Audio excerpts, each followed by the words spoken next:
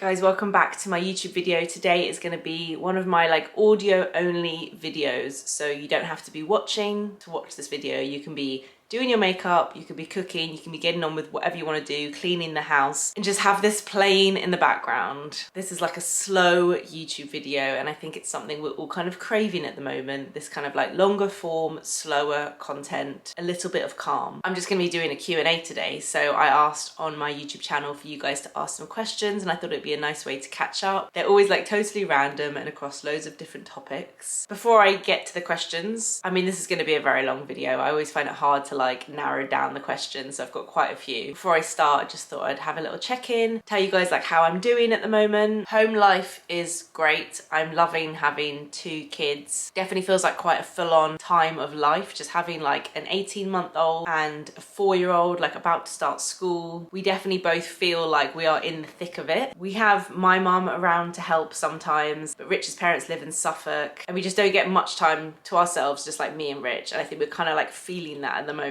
We're all going through it though. Me and so many of my friends were just it's so strange how you can love something so much but also just find it so challenging. Rudy and Gray though are proper siblings now, though it's really cute seeing them together, and I love watching them giggle. I even love watching them fight, to be honest, because it's just so cute seeing them interact and seeing it's such a different kind of love. I'm loving, as Rudy gets older, just seeing how their relationship is growing with each other. I feel like you guys kind of know Gray, and when I had Gray, I was much more open about talking about kids and family life, but since having Rudy, I've kind of changed how much I share online and being a bit more private, I think. So maybe you don't know as much about Rudy as you did about Gray. He's so cute, very musical. Since day one, he loves music. He's got incredible rhythm. He sings along to songs, and I could just tell that music is going to be a big part of his life, which makes me really happy because I'm obviously very musical and my family is, but Rich, even he would say he totally isn't, and I love that that's being carried through in the genes. They both actually just love performing and doing little shows, and Gray can definitely sing in tune, so I'm really happy about that. He's cheeky, he's full on, but he's switched on too, and he just seems so grown up compared to Gray at that age. I know it's because he's a second kid and he's learning stuff so much quicker, but it's amazing. Sometimes I forget how young he is because he just seems so grown up. They both love their food and they both love their sleep. I'm very grateful for that. Yeah, home life is great. Work life is good. I feel this year I've made some changes and they've been really positive. I've been way more open to working with more people, delegating some tasks, so I'm not working totally on my own, and I've been pushing myself to get out there more, to go to more events, to be more open to meeting new people, and it's been quite full on because of that. A lot of socializing, a lot of small talk and meeting people, and I feel quite tired from it, but it's definitely been overall a positive thing. Opening myself up to new interactions and new opportunities. It feels less safe, which has made me feel a bit wobbly at times. I'm a very open person. When I meet someone, I'm so all or nothing. I tell, I'll meet someone and within an hour I've told them my whole life story. So I find that tricky navigating that with new professional relationships. But overall it's been a really positive thing. I just feel quite I feel quite tired. I'm just gonna get started. I was trying to find a question that felt like a good first question, but they're all quite random. I love your engagement ring. The setting is beautiful, and I think I heard somewhere that it was vintage, but I wondered if you could talk about how you found it and if you reset it. I love your content no matter what you talk about. Thank you very much. This is what it looks like. Is there a way? There you go. I mean, it desperately needs a clean. This is what my engagement ring looks like. Rich went to a diamond dealer in Hatton Garden, and what he did was he just bought the diamond on its own, and it is a vintage diamond, which means that the diamond dealers have bought it back off someone somewhere. I don't know any story or anything to do with it, but it's not a new diamond, it's a vintage diamond. And he proposed to me just with the diamond in the box, which I love. It's something a lot of our friends do. It just means that you're still proposing with something, but it means that I could design the ring with him. So we took the diamond back to the diamond dealer, and then I designed the ring. We went for a rose gold band. I thought I wanted gold, but actually rose gold was a bit kind of warmer. I always thought rose gold was pink, but a true rose gold is not pink. It's just a warmer gold. It's less yellowy, and it suited my skin tone better. So we went for a rose gold band, but then the actual crown that it sits in is platinum, because you don't want to get gold or rose gold because it will darken the diamond. The diamond will shine more in like a platinum setting. Also very important to have the little hole underneath, because then the light, so underneath my ring there's a hole and that allows light to shine through the diamond. I went for a 1, 2, 3, 4, 5, 6, 7, 8 claw. So these, you know the little claws that hold the diamond? There's 8 little like prongs. Obviously if you get 4, it'll make the diamond look square. If you get 6, it'll make it look more round. I went for 8 because I really liked that kind of round look of a diamond, softer edges. I said to them it was very important that I didn't have anything sticking up. I didn't want to get caught on clothes. I wanted it to be really practical, not feel like it was just like a sticking on top of my finger. I wanted it set quite low. I just wanted it to be really comfortable, and I love it. I'm so happy with it. I still love it, and I think I always will. It's just very simple. I didn't want like diamonds around the band or anything. Yeah, that's my engagement ring. Also, it's so much more affordable if you go to a diamond dealer, by the way, because obviously if you're buying from like Cartier or Tiffany or any of those places, they mark it up like 4 times or even more. Hi Lily, I hope you're all okay. My question is, where would you like to see yourself in 5 years' time, both personally, professionally, and housewife? Housewise. Personally, in 5 years' time. How old's Rudy? I think in 5 years' time, I will know whether I'm done with 2 kids or if I want another. Everyone says you just know when you're done. I'm not sure if it's as easy as that. I know I'm very lucky to even have 2. I will fully acknowledge that. I feel like our life is already too full on. I think having 3 kids will just make everything way more stressful. I think it will be detrimental to my work. I think it will be detrimental to our lifestyle. Obviously, like financially, it's a much bigger strain. I understand all of the reasons why not to have 3 children, but there's just something about when the kids are older, having 3, like having 3 siblings rather than 2, that I just can't get out of my head. And I think it's because I'm one of 3, Rich is one of 3. I just think like, what if one sibling moves abroad? Then you're like an only child. Or what if you don't get on? Like I have friends who they just have like 1 sibling and it's like massively competitive. But then also I have lots of friends who have 1 sibling and they love each other and they get on great. Also, I would love great to have a sister. In 5 years' time, I will know, because I'm 35 now. So if I were to have a third, I would definitely wait a few years, but I'm like not good at being pregnant. It doesn't work like work-wise for me. It's so tricky. Rich definitely would not do paternity leave again. Who knows personally where I'm going to be in 5 years' time. Professionally, I mean, we never know, do we? I would like to be working, I think, in more of like a team, and whether that's for myself or for like a separate thing. I like the idea of like doing a separate thing, having a team, and my social media just becoming a bit more like how it used to be, a bit more of the behind the scenes, a bit more personal. I kind of have some like ideas of like possibly how to get there. The industry's changing all the time, like who knows. I definitely want to like dabble more and experiment with other things, push myself out of my comfort zone. But honestly, I try not to think too far ahead because so much of it is out of my control anyway. House-wise, so Gray's gonna go into reception. So in 5 years' time, reception year 1, year 2, year 3, year 4. Yeah, in 5 years' time, that's when we'll have to move if we decide to move. I've talked about this briefly before, but it's complicated to explain if you're not in London. If you live in London, you will totally understand, especially if you have kids. But the catchment areas for schools in London are tiny. So unlike like Suffolk, where Rich grew up, everyone just pretty much went, if you were from that part of Suffolk, everyone just went to the local secondary school. Whereas in London, you know, we've got a good secondary school, 10-minute walk up the road, and there is no way that my kids would get in. The catchments are tiny.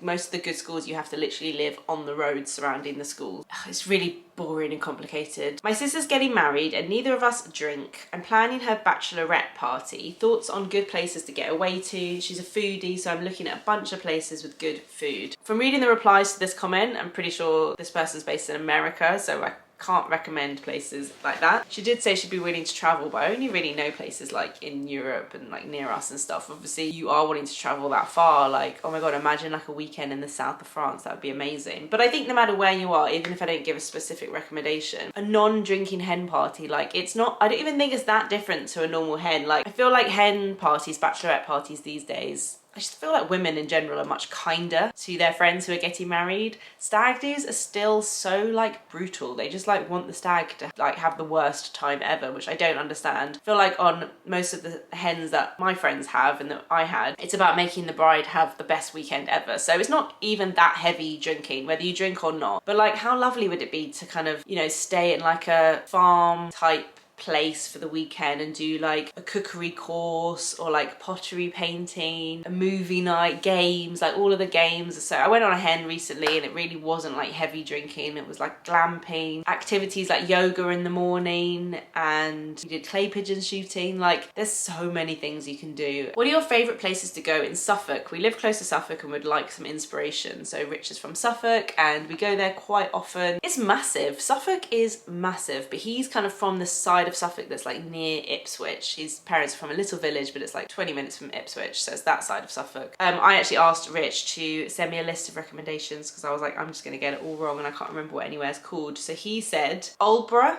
for beach and fish and chips, Snape Maltings for nice shops and walking, the Unruly Pig for amazing food, Dunwich for nice coastal walks, Woodbridge and Framlingham are nice village towns to wander around. That's where Ed Sheeran lives. And Suffolk Food Hall. I feel like Suffolk Food Hall's quite an average recommendation, but it's okay. And then Butt and Oyster Pub. You can row up to the pub. Those are our Suffolk recommendations, thanks to Rich. Where and what would you like as your next house? You stated that this house wasn't your forever home. Also, could you please make a vision board of ideas for the next place, like Pinterest ideas? I can't, because then I'll start getting my head into that, like, I need to just like enjoy this house. If I start vision boarding and Pinteresting now, I'm gonna just like get, you know, once you've decided you want to move and that's it. So I'm not letting myself do that, sorry, but I can chat about it a bit. I also think the whole forever home thing, that doesn't really seem to be a thing in London. I think in London, everything's so expensive. It's just, you just trying to, if you can, if you're lucky enough to be able to get a property ladder. I am so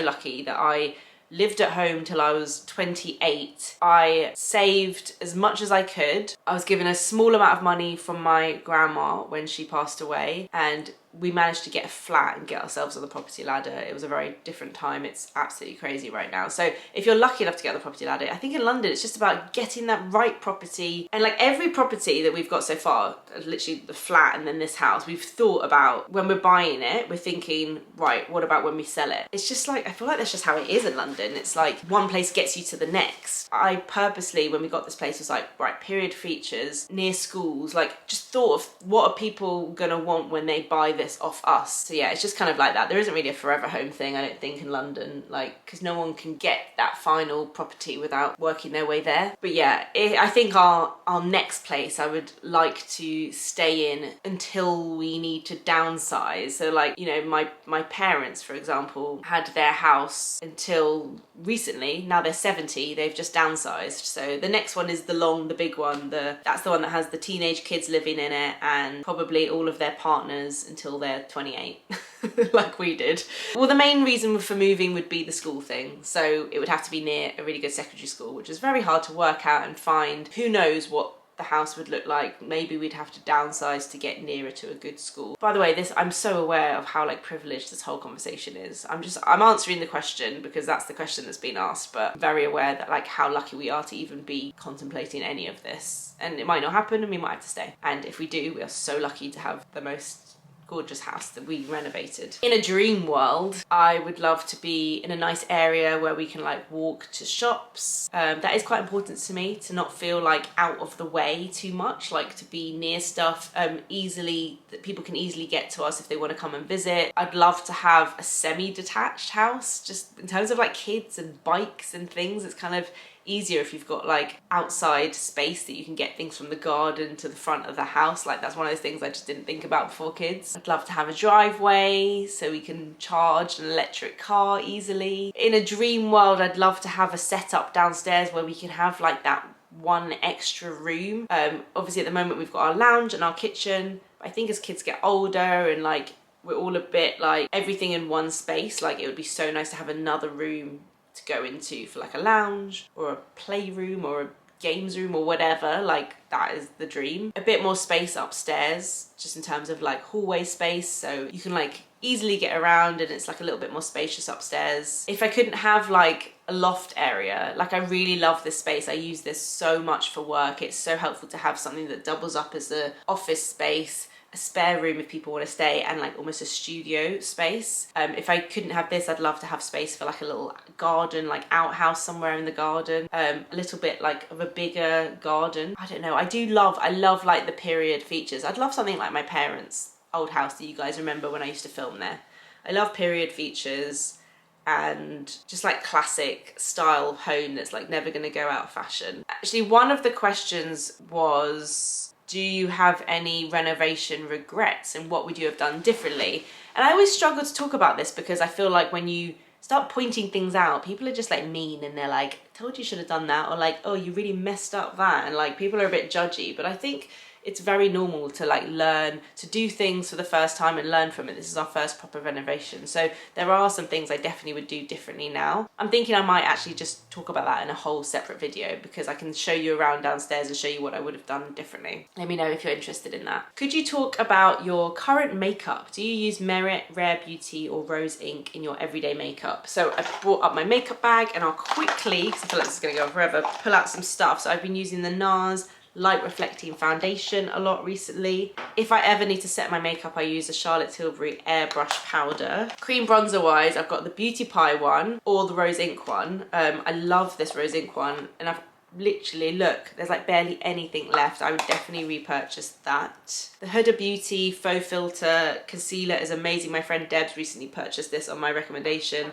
and she is in love with it, and she doesn't wear much. She doesn't wear foundation or tinted moisturizer, so she just wanted a concealer that was going to blur things out a bit, and she really loves it, so that's great. The Bobbi Brown concealers as well. These are fab, little like creamy concealers. Gone through a couple of these. I really love Merit. I love their little blushes. The Vive Camel Cream eyeshadow stick is just incredible everyday eyeshadow. Loving the Hourglass Caution mascara at the moment. You guys recommended that to me and it's a really, really nice mascara. I've got that on today. What else is in here that I use all the time? The Fenty Beauty foundation is really nice. That's kind of the main stuff. I've got the Merit eyebrow gel and the Benefit brow pencil. That's the stuff I grab quickly every day to put on my face. Tips on growing on social media, especially on YouTube. Also, do you prefer short form or long form content? I feel like social media at the moment is just so overwhelming. There is so much content. Anyone can be a content creator, even if they're not a content creator, and it's just overwhelming, isn't it? I really like the slower speed of YouTube. Also, I feel like YouTube, you could just show more personality and more behind the scenes. It's a little bit more like chill. I think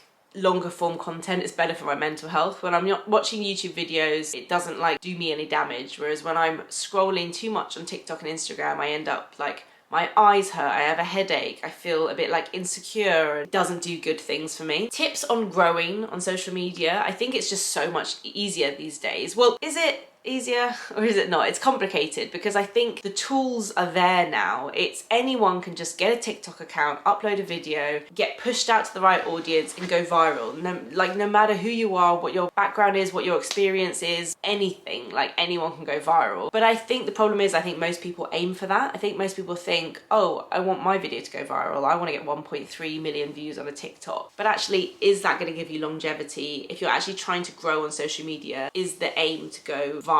I don't think so. It's tempting to feel like you want that, but like back in the day, I remember when people were getting 1 million subscribers on YouTube, and I remember thinking like, I don't want 1 million subscribers. I don't want to suddenly get 1 million subscribers and then it's almost like you have less of a community. I've always said I think it's better to have less people, but like better quality, more engaged people, the right people for you. And it's the same with TikTok and Instagram. It's easy to forget that because of like how it works. It's easy to think, I'm gonna use a trending audio, I'm gonna do a trending video, I'm gonna go viral. But the most important thing is to show your personality, to make the content you enjoy making, to grow your community. And even if that grows slower, at a slower rate, it doesn't matter, because yes, some brands, some people might care more about views and numbers, but I think long term it's more important to have like better quality content and a better quality engaged audience. So slow and steady wins the race. Be consistent, be authentic, be genuine, find your little corner of the internet and just like do you,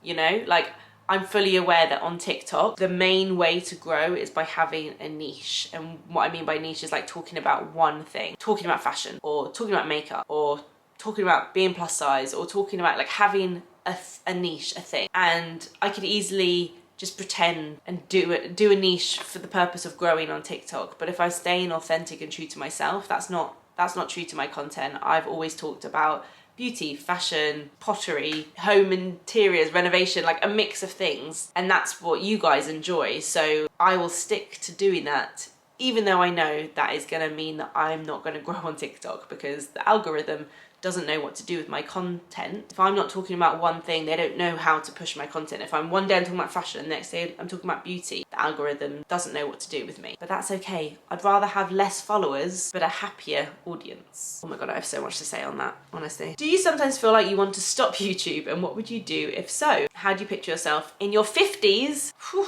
Do I sometimes feel like I want to stop YouTube? I don't think, like, obviously there are things I really dislike about social media and like this whole world. It's become so big and like there's so much parts, so many bits of it I don't like, but I love creating content. I love creating stuff. I think even if I wasn't doing this, I would be doing it for a brand. I would just be doing exactly what I'm doing now. Like, you know, I feel like I could have like a little production company where I make content for brands, but I don't know if that's actually what I want to do, but I could do that. And I really like coming up with ideas and making content. I go through days where I'm like, I'm loving this, I'm so lucky, I really enjoy doing this. And I have days where I'm like, feel like I don't fit in anymore. I'll go to events and don't feel like I see myself in the industry anymore. But it's also very weird because real life and influencer life, it's like this. And I feel like I hover somewhere in between. I'll go to events, like influencer events, and I'm like, I feel very different. I feel like I don't fit in here. Everyone's very lovely. Like, I really think everyone in the industry is lovely. I rarely meet anyone that isn't lovely, but just very different. I don't have a lot in common with influencers, like this new generation of influencers. But then I look at real life and I look at my friends, I look at people on the tube, I look at people when I'm walking around the streets, and I'm like, it's so different. I don't understand how the two worlds could be so different. So I just have to like remind myself of that. I know I've gone off on a tangent, but I just sometimes feel like a little bit of an alien in the industry, and I struggle with that sometimes. Sometimes that makes me feel like I don't want to do it anymore, when I feel like I don't fit in anymore. But then I have to remind myself of what people in the real world are like, and I fit in there, so that's okay. Where do I see myself in my 50s? I think I'll always be working. I can't imagine myself not working. Or maybe I could just have my own little like my own little pottery wheel in my little shed in the garden, and I could just make pottery for people and friends. Oh my God, I would love that. That's what I want to do in my 50s, please. 50s are so young, by the way. I feel like, especially in London, like my parents are 70 and they're like working and they're busy and like they're like definitely not retired and like living this like retired life. 50s is like young and thriving. Not a question, but basically you have super curly hair but you straighten it every day, or maybe you do keratin treatments, I don't know. But why? I'd love to see you with your natural hair texture, no matter how crazy you think it is or looks. No need to fit in when you can be authentic instead. But it's just me and I like you and your content anyway. But how do you feel about grey hair on yourself? Do you have it? Do you dye it? Would you slowly let them be? It's personal for everyone. Please do whatever is feeling best for you. I just find it very interesting. Honestly, the hair thing really upsets people. Okay, so wait, there's two parts to that question. Grey hair. I honestly don't have anything against people with grey hair. Like, some people really like Sally Hughes decided to dye her hair fully grey to embrace the greys. It looks incredible on her. Maybe that's something I would do. I don't know how that works, but then aren't you damaging your hair because you're dyeing it? I just find that when you have like a few grey hairs on the top, it looks a bit strange. And also that it's more the texture. Grey hairs are so wiry and dry compared to the rest of your hair. Mine like just stick up. So while I haven't got that many, I dye them the same colour as my hair, but we'll see what to do when I'm older. I think it's much easier for people who are blonde because they blend in more, or they could just, I think that's why a lot of people go blonde when they're older, because then they can just colour their hair blonde and it's easier for when the greys grow out. It's harder when you've got darker hair. The curly hair thing honestly upsets people so much. I totally get it, but like everyone has their own things. I can't just, I'm 35, I can't just like fix my childhood issues like that just because the internet wants me to. I try, I really do try. I have very curly hair, like tight ringlets.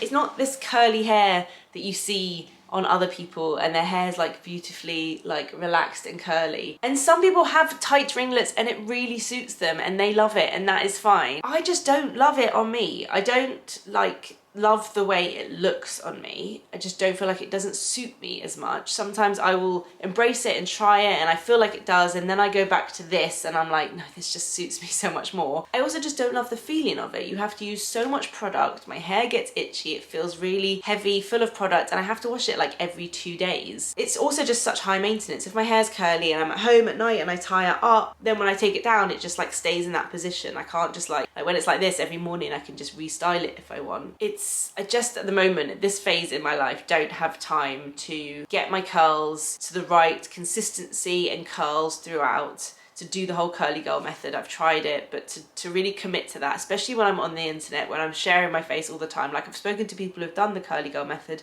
and they were like, oh my God, I had a year where it just looked awful. And I'm like, cool, that's great. They're not putting their face on the internet every day. Like, I've already done 2 pregnancies things where I felt insecure in how I look, and I just want to enjoy feeling like confident in how I look. So I don't feel like I can commit that time to it. Maybe when I'm older, I'll go short and curly and that might look cool for me. But in this phase of life, I just want to feel good, and this is how I feel good. And it doesn't mean that I don't teach Gray to love her hair. Like, that is really important to me, and I know it's a bit like hypocritical when I'm straightening my hair, but I have like childhood trauma. That's a bit extreme. I can't think of another word for my hair, like being teased for my hair or like crying every time I had my hair washed. Like, I've got all those things that I can't just get over it. I feel like it's too late for me. That's all already happened, and this is where I am. And I'm sorry if it feels like I'm not being authentic. I think I am. I just like wearing my hair this way. It feels good for me. When I'm on holiday, I wear it curly, and then when I come home and I straighten it, it feels comfortable, it feels nice. And I promise it's not me saying that people with curly hair, like, I'm not judging. I have curly hair, it's just a personal preference. This video is so long. Feel free to pause it, come back to it another time. Do you have any plans to visit Germany now that you have a citizenship? Yeah, we're actually really hoping to go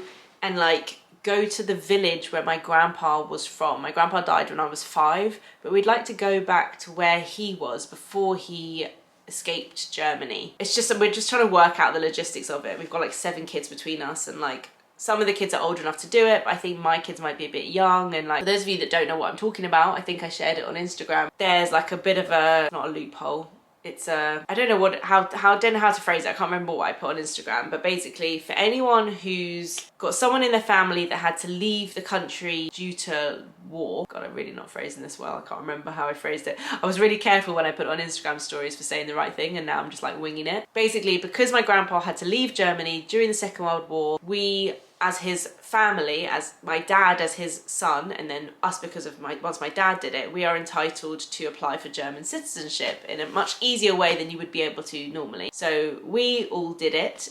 My dad did it so that we could, me and my sisters, and then me and my sisters mainly did it so that our kids could have it.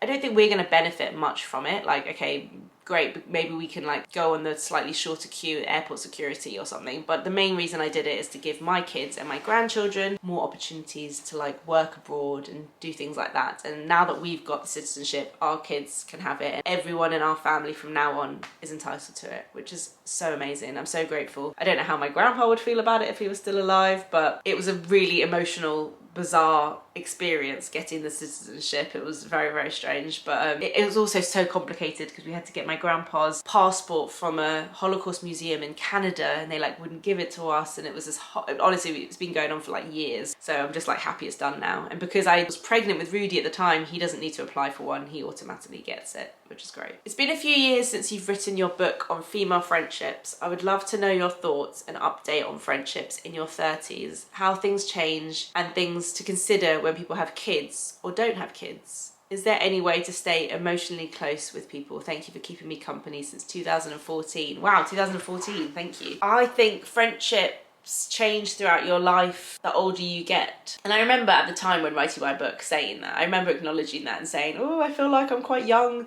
to write this, but we all were like, no, you're just writing this like at this phase of your life. Like, I'm not going to write anymore. I'm not going to do another book on friendship, but yeah, definitely I have different thoughts and more thoughts now that I've got older, and friendships have changed and lifestyles have changed and stuff. I think having kids does play a huge part in friendships, just because it's such a huge life change.